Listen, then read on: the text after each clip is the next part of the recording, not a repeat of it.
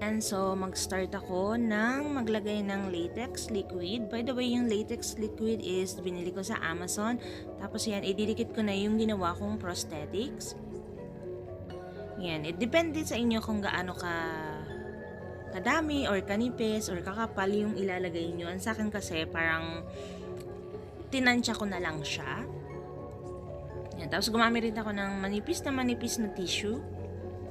Tapos, ile-layer lang natin latex liquid and then tissue. At tapos latex liquid again and then tissue. Tapos papatuyuin mo lang siya.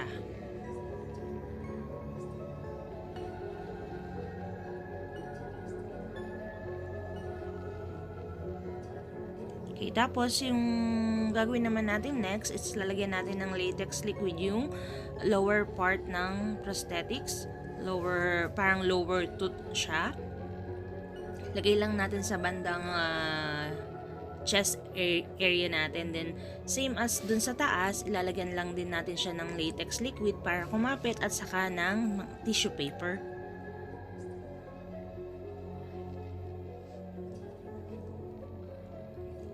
Tapos, ile-layer lang din natin.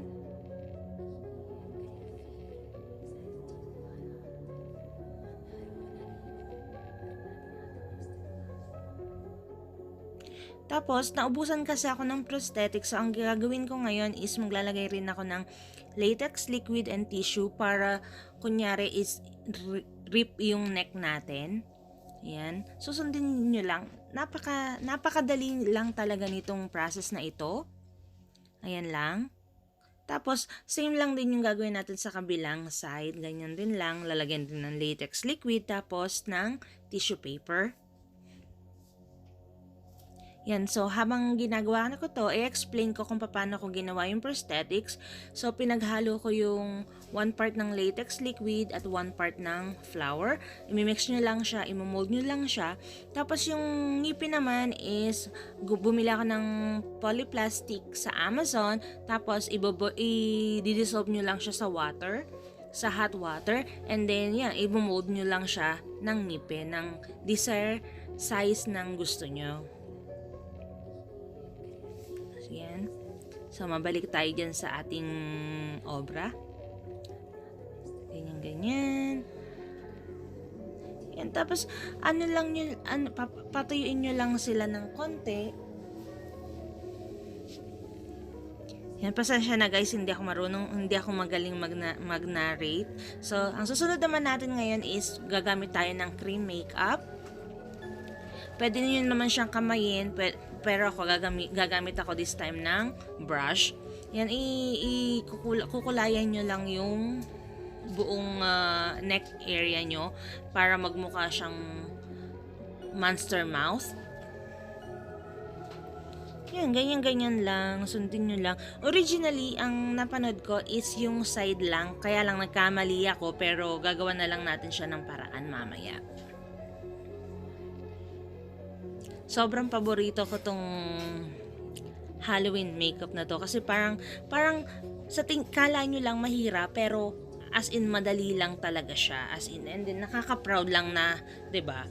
Maganda siya. Ayan, i-coat nyo lang. Kung wala naman kayong cream makeup, pwede rin lang naman yung black na liquid liner or black na eyeshadow makeup. Depende kung ano yung available sa inyo. Tapos yan. And then, sa susunod natin is kukuha tayo ng foundation na kakulay ng balat nyo. Tapos, i-cover lang natin yung ginawa nating latex liquid and na tissue paper na nilagay natin sa may bibig at saka sa may chest area and do sa neck natin. Ayan, sundin nyo lang yun. Napakadali lang talaga guys kung paano to gawin, as in sobrang dali. Ganyan lang. Easy lang. Yung, 'di ba, parang kakulay pa rin siya. Although hindi siya ganun kakulay na kakulay, well, okay lang as long as matakloban natin yung white color ng ating tissue.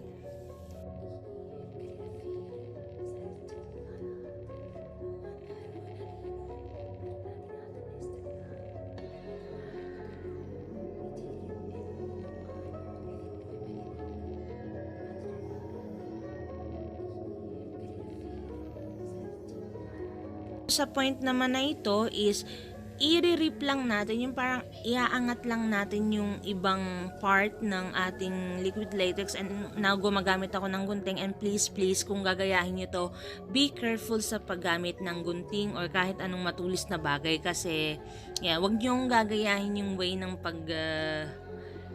paggamit ko, kasi medyo nagkamali ako doon. Pero hindi naman ako nasaktan, so I'm okay, don't worry about it. Yan.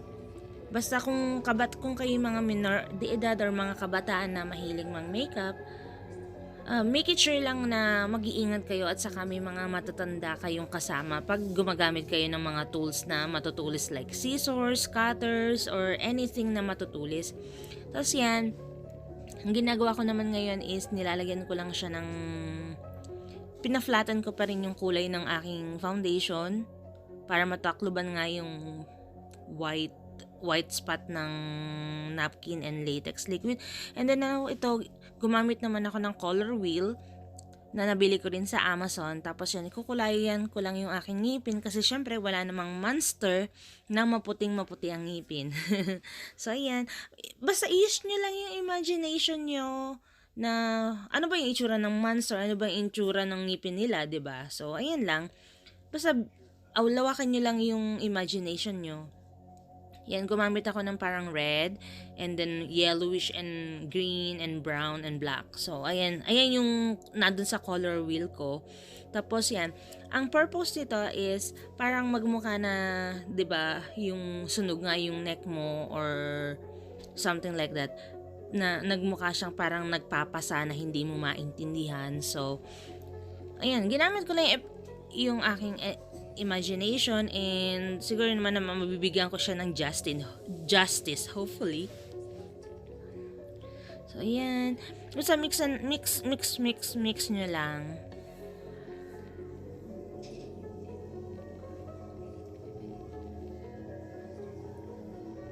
Tapos iaangat-angat nga natin yung konting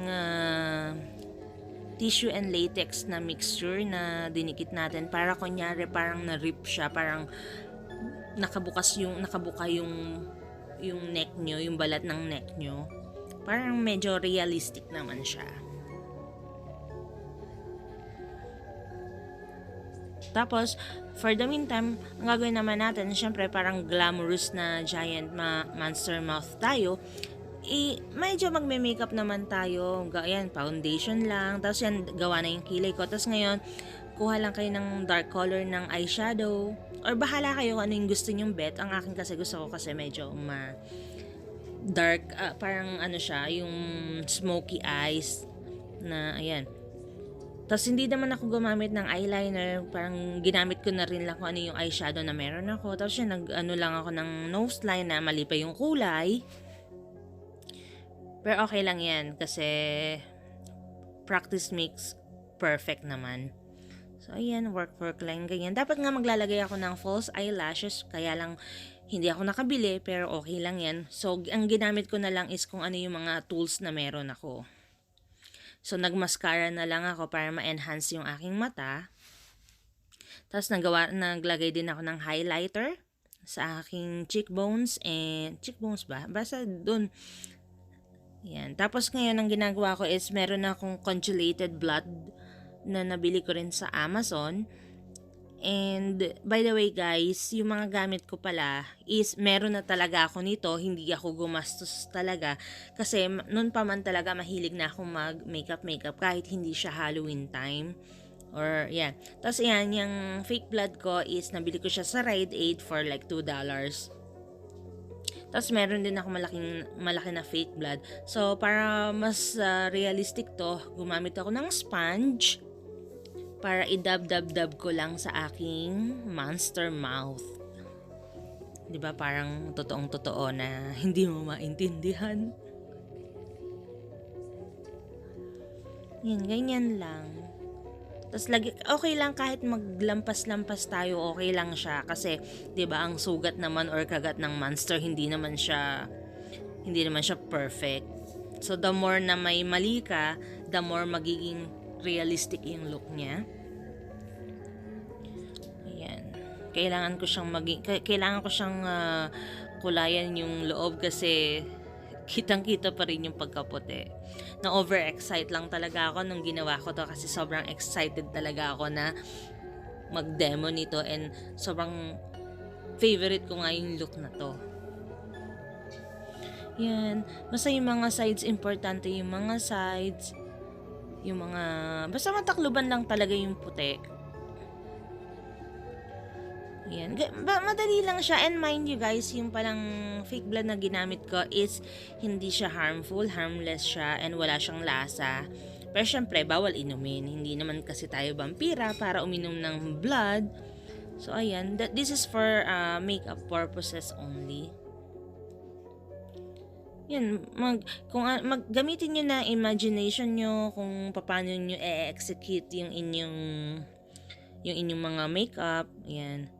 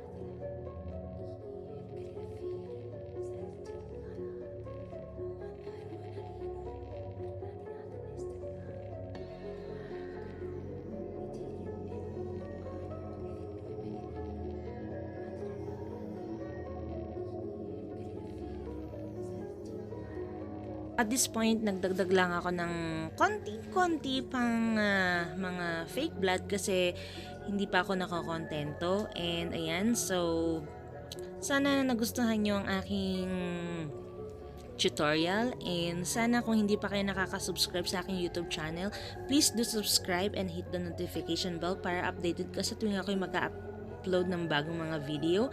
And salamat sa inyong panonood, and please comment down below kung nagustuhan nyo ba, and don't forget to hit the like button. Please, thank you so much and have a great day.